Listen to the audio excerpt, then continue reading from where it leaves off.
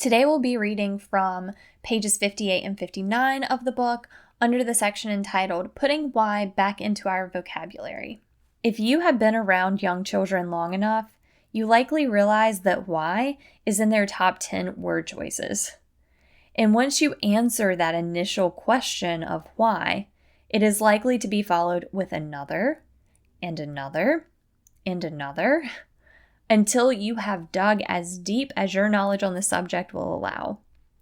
By answering their why, we are fostering growth and development and engaging children to form a hypothesis to answer their own question. We are developing their problem-solving skills and boosting their earned self-confidence and creativity. With all of these benefits, why do so many whys go unanswered? As stated earlier, I am a people watcher, fascinated with human behavior, communication, and engagement. There's so many things we can learn from simply observing, and there are times when simply observing can be difficult. I find it's important to understand how seemingly subtle remarks and actions can have long-lasting impacts on the human psyche, especially during the early years of life. Distinct lines are drawn, and certain behaviors are either encouraged or discouraged. This is the age where the why thrives or is smothered. Remember, it's not polite to ask too many questions.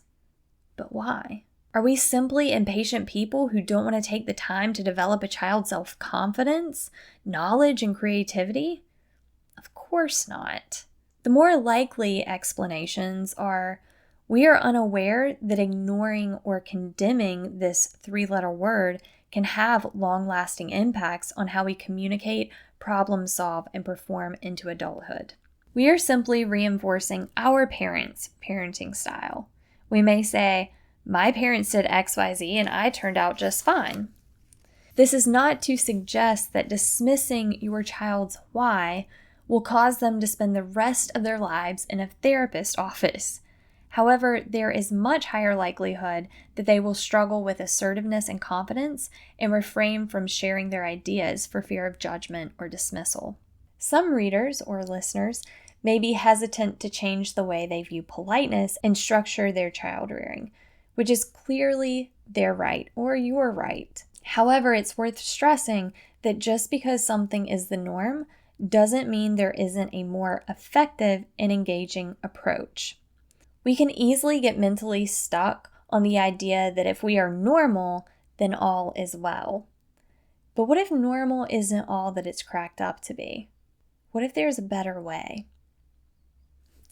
I have a lot of favorite sections in this book, but this one really is powerful to me because, again, I do work with families and children's with Generation EQ, and I do see a lot of the whys stifled by parents, and they're not doing it out of malice. They just get annoyed, and they really don't realize the importance of those whys. And if it gets to the point where your kid, you can tell when a kid is really interested. They show it on their face with like this curiosity on their face. Like, why? If they're doing that, I encourage you to try to answer as many whys as you can until you get burnt out and don't have an answer anymore. But if you see that they're picking on you just to get on your nerves, and that's a little bit different. But I think if we started to put why back into the vocabulary, and more so, and when I say put it back into the vocabulary, allowing our children to ask the question of why without fear, then as adults, we would be so much more innovative and collaborative in groups, and there would be less risk in organizations as well, because we see things that we question in our work and in our community and our society, but we're afraid to ask why for fear of punishment.